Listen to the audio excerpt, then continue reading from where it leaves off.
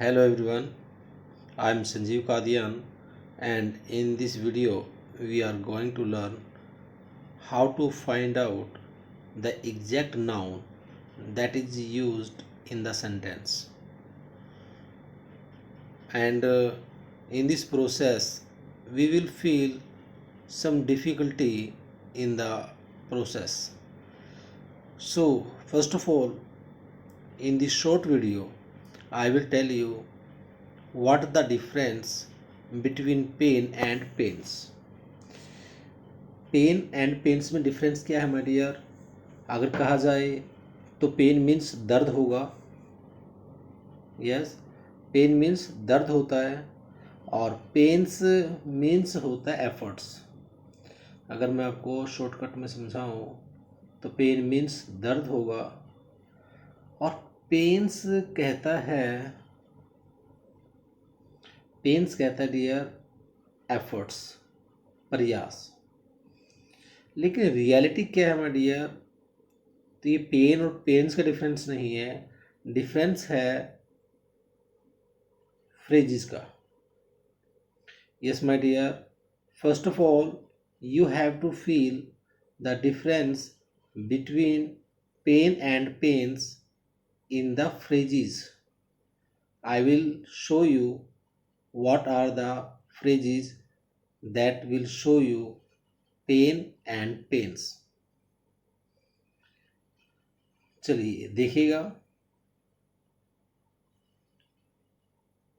हमारे पास एक क्वेश्चन दिया गया है, we had take great pain to check the structural soundness of the coachwork. yes my dear, सिर्फ इसी क्वेश्चन की डेप्थ में हमें जाना है और फाइंड आउट करना है इसका सब्जेक्ट क्या है. तो आप नोटिस करेंगे क्योंकि आज मैं महिंद्रास की क्लास में अब एक्सप्लेन करके आया हूँ कि आपका जो वर्ब है, सॉरी देखिएगा कि जो हमारे पास वर्ब दिया गया है, जो एक्शन हुआ है टेकन, हैड टेकन, तो ये वर्ब है. अगर ये एक वर्ब है तो वर्ब से पहले यूज होगा सब्जेक्ट. क्लियर? तो यहाँ पर आपका सब्जेक्ट और वर्ब का एग्रीमेंट बन रहा है, इसमें कोई डिफरेंस नहीं है, इसमें कोई मिस्टेक नहीं है. लेकिन आपको याद होगा मैंने आज ही क्लास में बताया था, नाउन के दो ही रूल हैं. एक नाउन सिंगुलर फॉर्म में मिलेगा या फिर एक प्लूरल फॉर्म में मिलेगा. इससे पहले एक नाउन दो रोल प्ले कर सकता है, as a subject and an object. अगर सब्जेक्ट में आपका सब्जेक्ट वी जो दिया गया है सब्जेक्ट वहाँ पर करेक्ट है, तो आप देखें एक नाउन दिया गया है आपके पास ऑब्जेक्ट केस में, एक सब्जेक्ट यहाँ पर दिया गया है, सॉरी एक ऑब्जेक्ट यहाँ पर दिया गया है और ये दिया गया आपका सब्जेक्ट. बीच में दिएगी वर्ब, सब्जेक्ट यहाँ आता है और यहाँ पर ऑब्जेक्ट आता है. सब्जेक्ट वर्ब का एग्रीमेंट बन रहा है, ये दोनों पॉइंट करेक्ट हैं. लेकिन आई थिंक इसमें मिस्टेक हो सकती है, इसको आप एक बार एनालाइज कीजिए. मैं आपको इसके बारे में दिखा रहा हूँ, देखिएगा. तो आप देखें तो इसमें दिया गया है कोच वर्क की स्ट्रक्चरल साउंडनेस को चेक करने के लिए हमने प्रयास किया था. हमने प्रयास किया था या हम प्रयास कर चुके थे. तो यहाँ पर बात हो रही है प्रयास करने की. तो प्रयास करने के लिए यहाँ पर गिवन है पेन. तो हमने अभी बात स्टार्टिंग में की कि पेन मीन्स तो होता है दर्द. सेंटेंस की सेंस क्या कह रही है कि हमें चाहिए एफर्ट्स, हमें चाहिए प्रयास. तो प्रयास के लिए हम यूज करेंगे पेन्स. तो इसीलिए राइट आंसर हमारा क्या होगा, होने वाला है, तो ये होगा माय डियर हमारा right answer option number B. Mistake कहाँ पर है? ऑप्शन नंबर बी में है. राइट आंसर क्या होना चाहिए? Great pens. ग्रेट पेन्स का मीनिंग क्या होगा? प्रयास करना. इसको आप थोड़ा समझे अकॉर्डिंग टू रूल. देखिएगा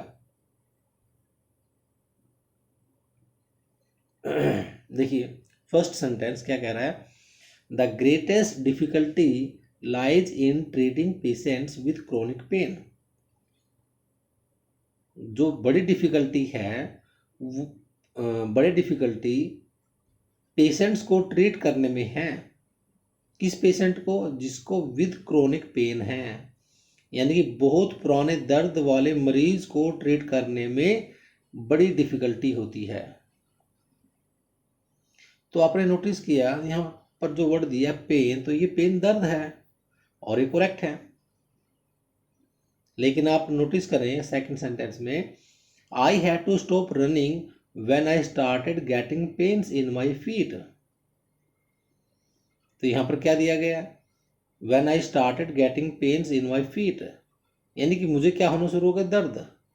तो ये जो दर्द है यहाँ पर क्या लिखा? पेन्स। तो पेन्स नहीं होगा, राइट आंसर क्या होगा? मिस्टेक कहाँ हुई? यानी ये पॉइंट रॉन्ग है। तो यहाँ पर क्या होगा? पेन होगा, पेन्स नहीं होगा। सेकंड पॉइंट नेक्स्ट में देखेंगे तो वहां पर मेंशन है, the pain of departure was difficult to bear. तो जो डिपार्चर का दर्द था वो क्या था? डिफिकल्ट था, सहन करने योग्य नहीं था, या फिर सहन करने में मुश्किल था। तो यहाँ पर बात हो रही पेन की, तो ये पेन कौन सा है? दर्द है। तो यहाँ पर शायद ये पेन सही है, तो राइट आंसर, इसमें कोई मिस्टेक नहीं है। नेक्स्ट में देखें, you may not leave this room on pain of death. तो डेथ पे क्या हो रहा है? दर्द हो रहा है ना, प्रयास की बात थोड़ी ना हो रही है।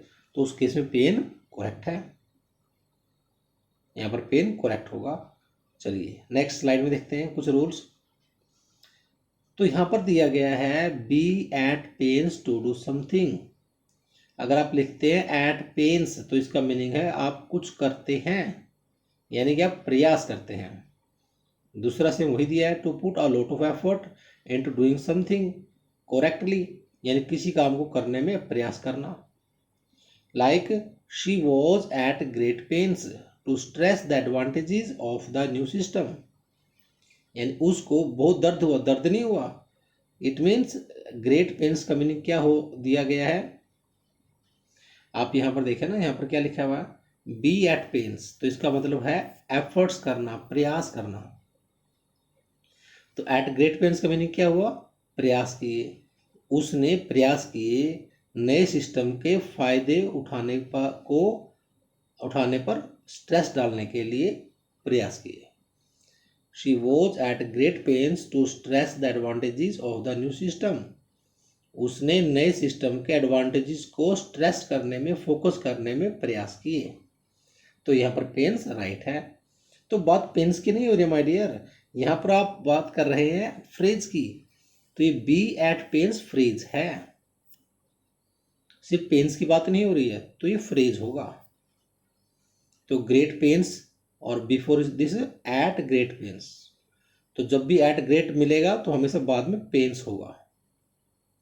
एक बार फिर सुनो, अगर पहले एट दिया गया है, ग्रेट दिया गया है, तो बाद में हमेशा क्या आएगा? पेन्स आएगा, उसका मीनिंग प्रयास रहेगा। तो देखो फिर से वही आ गया, टेक पेन्स या ग्रेट पेन्स, मतलब है प्रयास करना।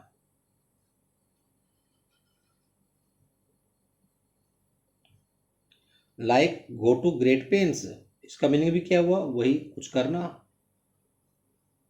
क्योंकि देखो पेन्स दिया गया है। क्यों पेन्स दिया? क्योंकि फ्रेज है। फ्रेज मीन्स जिसको आपने एज इट इज यूज करना है, लेकिन उस सेंटेंस के अंदर उस वर्ड में कोई चेंज नहीं कर सकते। फिर दिया है to put a lot of effort, तो सेम पॉइंट है, हमने पहले ही कर लिया। तो जब पेन्स की बात हो रही है, जब गो टू ग्रेट पेन्स की बात हो रही है, जब बी एट ग्रेट पेन्स की बात हो रही है, तो मीनिंग होगा प्रयास करना, to put a lot of effort. The couple went to great pains to keep their plans secret. जो कपल है उसने बहुत प्रयास किए अपने सीक्रेट को, अपने प्लान्स को सीक्रेट रखने के लिए। तो यहाँ पर मीनिंग क्या हुआ? प्रयास करना। तो फिर से वही फ्रेज है, टेक पेन्स या great pains with over something, किसी चीज़ पर प्रयास करना, Sanjeev Kadian always takes great pains with his lectures. Sanjeev Kadian अपने लेक्चर्स के साथ बहुत अच्छा प्रयास करते हैं, यानी कि वो जो पेन उठाते हैं वो किसके लिए उठाते हैं, ताकि to do something very carefully. देखो क्या लिखा है, to do something very carefully, यानी किसी काम को अच्छे तरीके से किया जाए। संजीव कादियान अपने लेक्चर्स को लेकर केयरफुली काम करते हैं। तो यहाँ पे याद रखेगा, take great pains with over का मीनिंग होगा, कैसे प्रयास करना होगा, केयरफुली। नेक्स्ट, तो great pains have been taken to repair the engine perfectly. तो इंजन को परफेक्टली रिपेयर करने के लिए बहुत प्रयास किए गए, या कहा जाए केयरफुली प्रयास किए गए। लास्ट सेंटेंस होगा, all I got for my pains was a grunt, यानी कि मुझे जो कुछ मेरे प्रयास के लिए मिला वो क्या था, एक गुर्राहट थी। सिर्फ क्या थी वो, गुर्राहट थी। ग्रंट मीन्स गुर्राहट, यानी गुस्से में किसी पर्सन ने आपको आंखें दिखाई और चला गया। तो माय डियर, ये था आपका पेन और पेन्स का डिफरेंस। तो ये एक नाउन वर्ड है जो इम्पोर्टेंट वर्ड है, ये एग्जाम्स के क्वेश्चंस में देखा जा रहा है।